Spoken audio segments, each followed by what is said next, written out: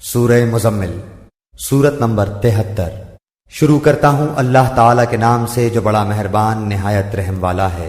اے کپڑے میں لپٹنے والے، رات کے وقت نماز میں کھڑے ہو جاؤ مگر کم، آدھی رات یا اس سے بھی کچھ کم کر لے یا اس پر بڑھا دے، اور قرآن کو ٹھہر ٹھہر کر صاف پڑھا کر، یقیناً ہم تجھ پر بہت بھاری بات عنقریب نازل کریں گے۔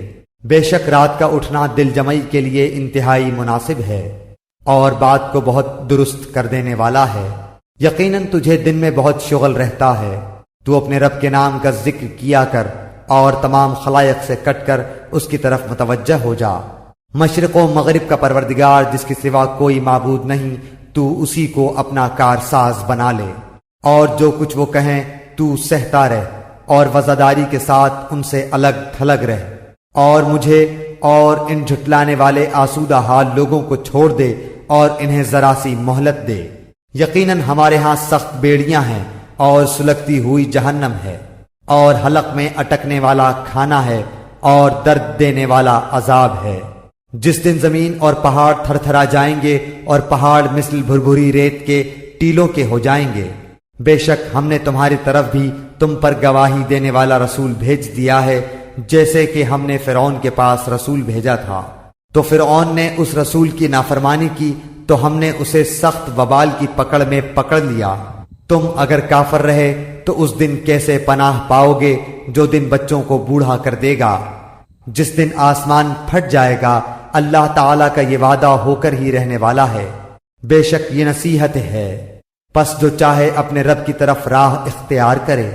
آپ کا رب بخوبی جانتا ہے کہ آپ اور آپ کے ساتھ کے لوگوں کی ایک جماعت قریب 2/3 رات کے اور آدھی رات کے 1/4 رات کے تہجد پڑتی ہے، اور رات دن کا پورا اندازہ اللہ تعالیٰ کو ہی ہے۔ وہ خوب جانتا ہے کہ تم اسے ہرگز نہ نبھا سکو گے، پس اس نے تم پر مہربانی کی، لہذا جتنا قرآن پڑھنا تمہارے لیے آسان ہو اتنا ہی پڑھو۔